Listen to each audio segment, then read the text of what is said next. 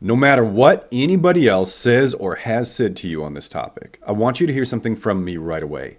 Pet loss is real grief, and it can be just as painful and just as difficult to deal with as any other loss. Many of us bond quickly and strongly with animals. And the pets who are in our lives, the animals that we care for, when we lose them, whether it's due to natural causes and old age, or tragically and suddenly and unexpectedly, as it sometimes is the case, it can leave a hole inside of us. It can leave a very real hole inside of us that other people don't always validate or acknowledge or understand. And that's why I wanted to make this piece of content today, because I want to make sure you know that your grief around your pet deserves to be taken just as seriously as any other form of grief that you might experience.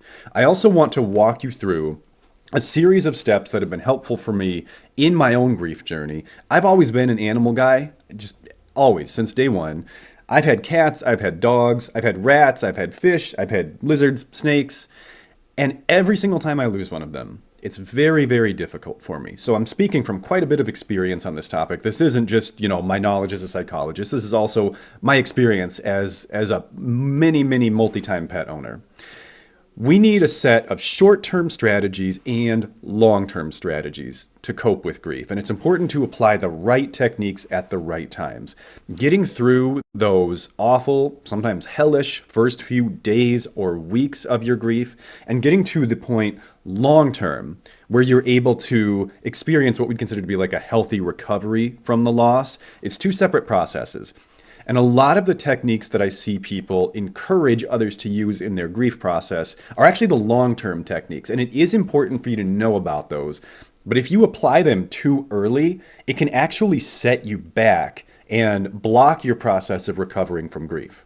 So in the short term, when you have just experienced the loss of a pet, one of the most important things that you can do is temporarily put reminders away. You do not need to be constantly haunted by the ghost of your pet. And I don't mean that literally. I mean, every time you see your animal's food bowl, collar, cage, kennel, tank, whatever it is, you're going to very acutely notice the absence of your pet. You're going to be incredibly aware in that moment of who should be there and isn't. You're not going to need any help accessing your grief in the first few days or weeks of your loss. It's going to be right there in the forefront of your mind the vast majority of the time. There's no reason to trigger it any more often than what's automatically going to happen. So one of the first things I do every time is I take those precious reminders, those keepsakes, and I just put them away for a little bit. I put them into storage, not forever. Like, don't get rid of them, obviously. Just get them out of your sight for a while. You don't need to torture yourself with reminders every single day. Another thing you want to be careful about not doing too soon, and this is one that we all know. Everybody knows this, but we still feel that very real temptation to do it. Don't replace the pet too soon. All you do when you did, I get it, because you hurt so bad and you want to pour that love and affection that now doesn't have an outlet. You want to pour it into someone or something else, and I get it. But when we replace the animal too soon, we're doing something called deferred grief, which means we're taking our pain and rather than working through it or expressing it, we're basically pressing the snooze button on it because we now have something else to distract us and to keep us occupied. It doesn't go away when you do this. And so what happens is you're basically just kicking the can down the road, right? That grief may go away for a while because you now have this big new thing in your life, but it's not gone. It hasn't healed, you're not okay, and it's just going to come back at a really inopportune time. So do not replace your pet too soon. Work through your grief. Let it hurt. It's going to suck. It's going to be awful. It's going to screw up your life for a while, and that's what's supposed to happen. That's unfortunately the cost of loving something very passionately and very deeply, is that there's a loss that's going to happen. Do not defer your grief towards another pet. Let your grief rise and fall in waves, as it will. Grief is exhausting, and you're going to notice two very distinct phases of your grieving process. There's going to be times, and at first it's going to be the majority of the time, and then the ratios kind of change after a while. There's going to be times where it hits you really hard. You're sobbing, you can't get out of bed, you can't think about anything else, everything hurts, you don't care about anything.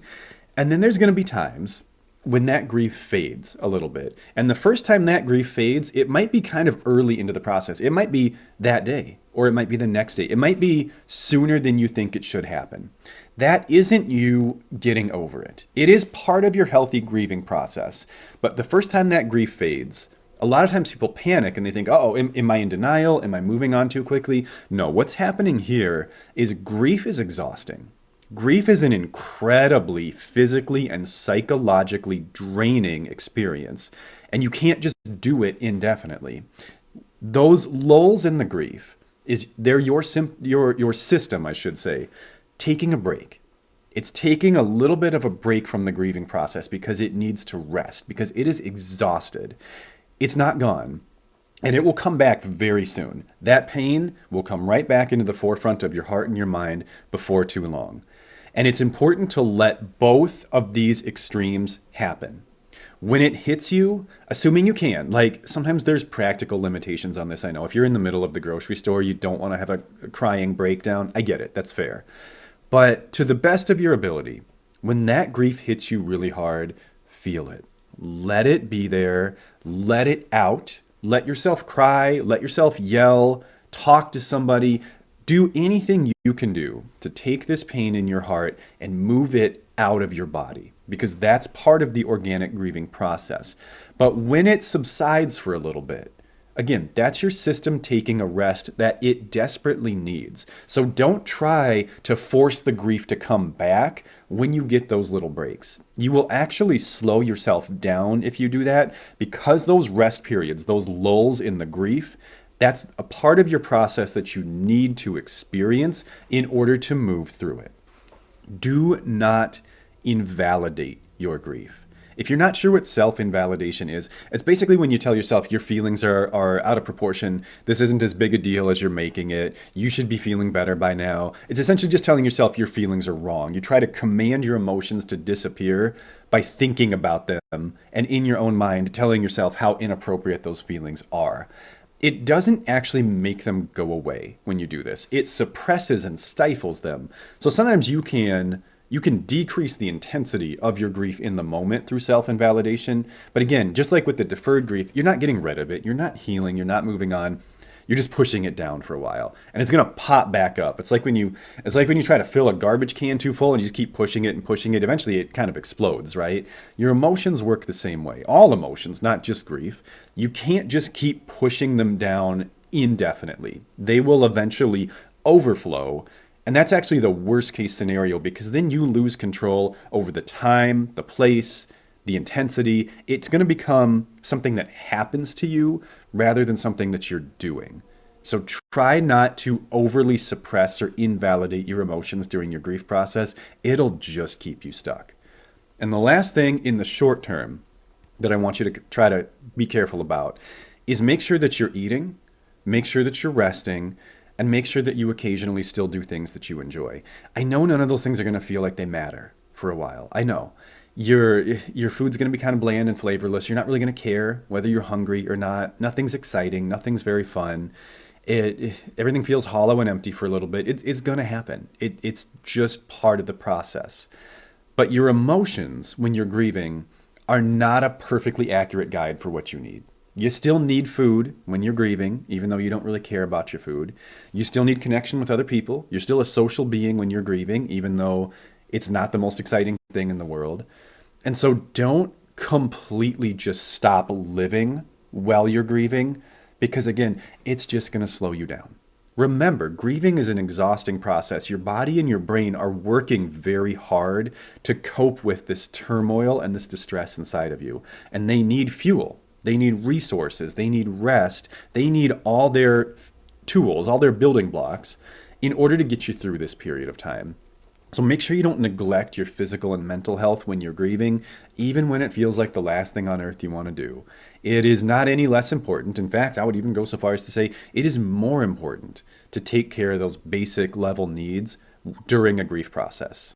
So if you practice those 5 tools to help yourself navigate the short-term experience of grief, you should eventually get to the point where you're semi-okay. And when you get there, it's like you're pretty functional again. You're back to work, you're back to school, you're taking care of yourself in your home, you're doing things that are fun, doing things that matter to you.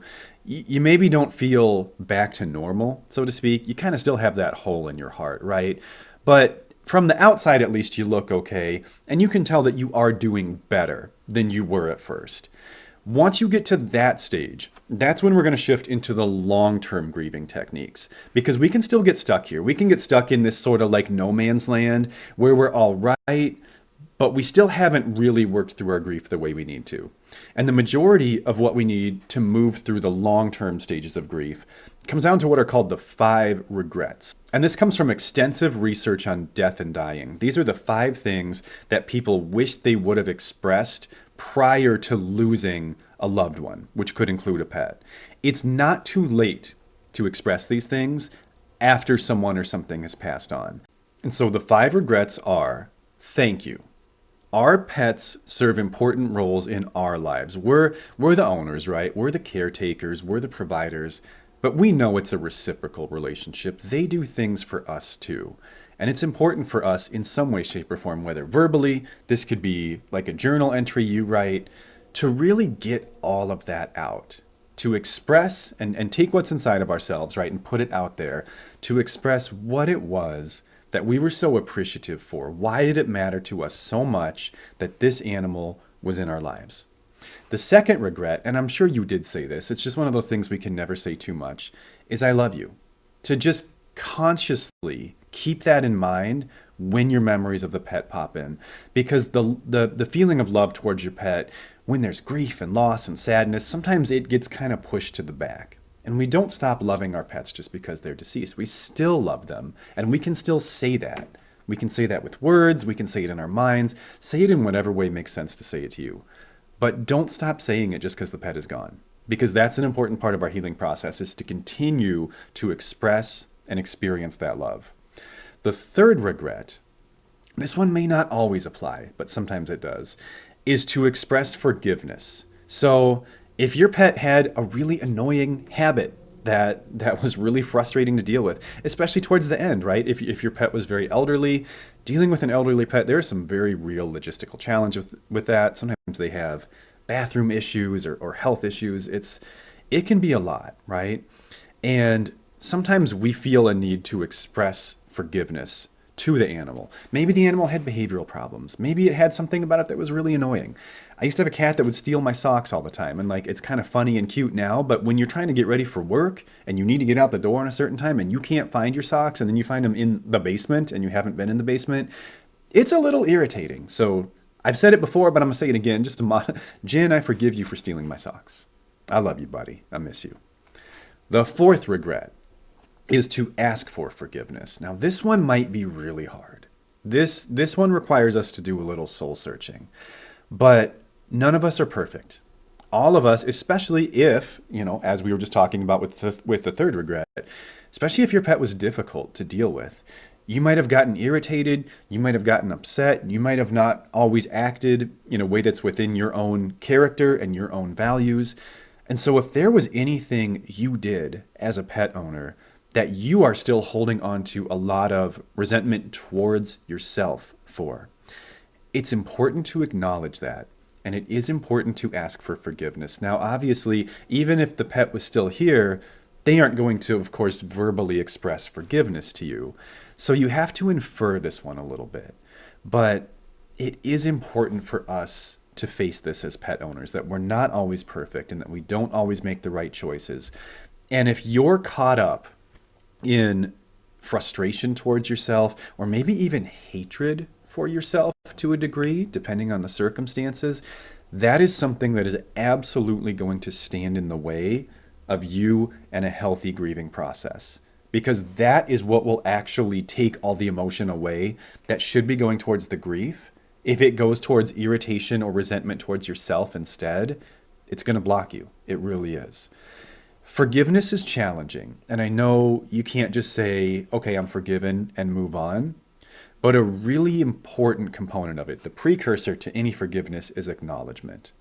So if there's anything you did as a pet owner that you are not proud of and that you feel like for lack of a better phrasing, maybe kind of need to atone for, don't skip that step. I know how hard it is to face. In fact, I'm just going to go ahead and give you an example right now.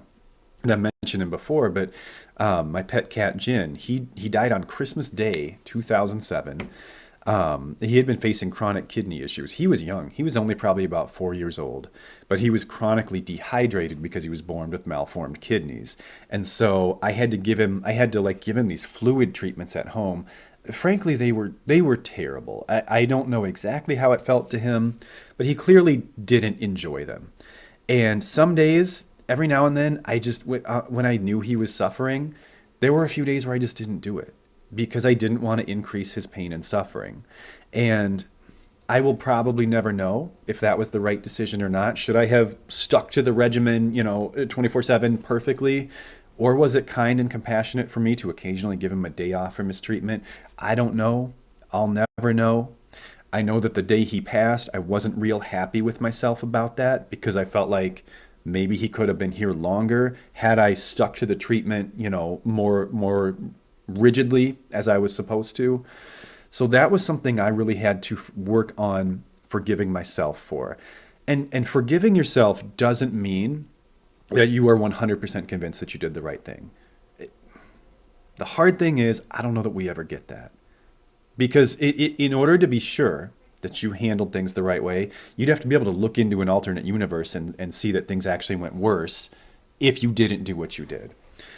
So forgiving yourself isn't about being sure that you were right. It's about understanding the circumstances that you were in at the time and understanding your decision-making process. And that's what I'm doing right now as I'm here talking to you guys about this is it wasn't just that I was like lazy or didn't care.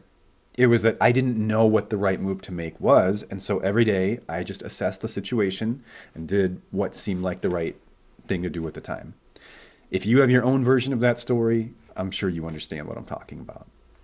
And the last thing, the fifth regret, is granting permission for the pet to pass away. Now, obviously, if your pet is already deceased, like this might seem a little bit weird, like doing it after the fact, but sometimes one of the things that we need to forgive our pets for is the fact that they died, especially if the circumstances of their death were something that had to do with their actions. Like, I'm not trying to be too triggering here, but if you had a pet that got hit by a car, for example, there might be a part of you that's mad at the pet for being in that situation. And that's valid. And I'm not saying you shouldn't feel that way.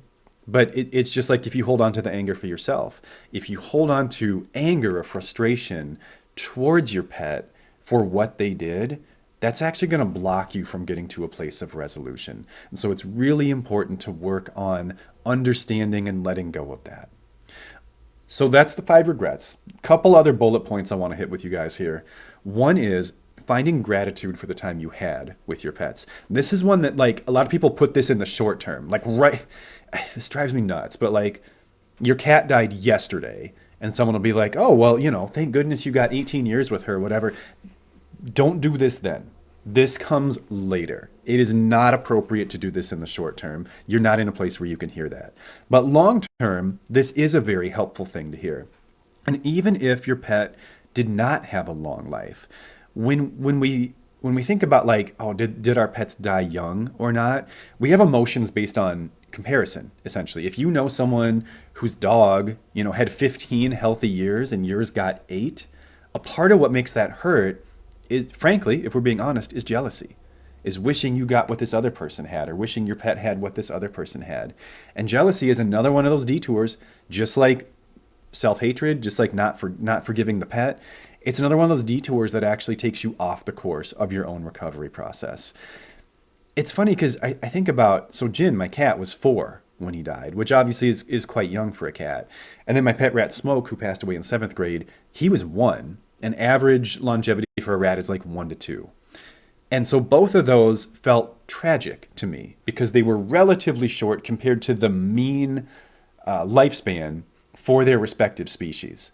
But then I think, and it's kind of silly if you really think about it, if Smoke, the rat, had lived 4 years, like Jin, the cat, that I would have thought that was awesome. I mean, of course, I still would have been sad when he died, But then it would have felt like, man, I got like twice as long with my rat as most people do. That's amazing. And so, if the thing that makes us either feel like this is really tragic or we were actually really blessed to have it is just comparison, then we want to make sure we're not engaging in maladaptive comparisons and only looking at like the best case scenario and then always feeling like we got the short end of the stick as a result. Every day you had with your pet was a blessing. None of it was promised to you. Like, if you really just think about the whole framework of having a pet, like, how cool is that? Isn't it amazing that we can bond with animals and that we can have them in our homes and take care of them and that's just a thing, that's just an option that we can do? This is, again, don't do that right away. But long term, getting to the point where you can really appreciate the time you had with your pet, taking perspectives like this can really help. Continue to practice organic grieving and self validation as well. We mentioned those in the short term. They are both short and long term interventions. And the last thing, I know this video is getting a little long, last thing I want to put out there to you guys is to just have a realistic sense of what grief recovery looks like. You may or may not ever get to the point where it doesn't hurt anymore. Some people do, some people don't, and it might depend on the pet, it might depend on the circumstances. I teared up while I was preparing for this video thinking about my cat, and that was 18 years ago now. So it still hurts to think about that. But what changes is the frequency and the duration. A few weeks after I lost my cat, I was thinking about him every day, and it hurt every single day, and it hurt the majority of the day. And then the times in between, those break periods from your grief, they start to get longer. You start to go hours, you start to go days even, where you feel kind of okay. And when you do hurt, it doesn't hurt for as long. Maybe it goes from days to hours. Maybe eventually it's like when that thought comes up, it hurts really bad for 5 or 10 minutes, and then I'm okay. That's what a healthy grieving process looks like. Not necessarily that your feelings are eradicated and gone and never come back, but that the time in between them gets longer and that the time that it hurts gets shorter. And getting towards the end of that is night and day. And that is something everybody can achieve in every grief circumstance with the use of these tools. This is a topic, obviously, it's very near and dear to my heart. So I sincerely hope that this content is helpful to you guys. Please let us know what other strategies you have for dealing with your own pet loss. Obviously, this is a pretty universal human experience that most of us will deal with at least once, if not multiple times. We're all in this together. Don't forget that. I know sometimes in the moment it feels like you're the only one because everyone's just out there walking around doing their thing, living their life while you're torn up inside. But everybody's felt it. Almost everybody anyway. I certainly have, so you are not alone. Take care, and I will see you next time.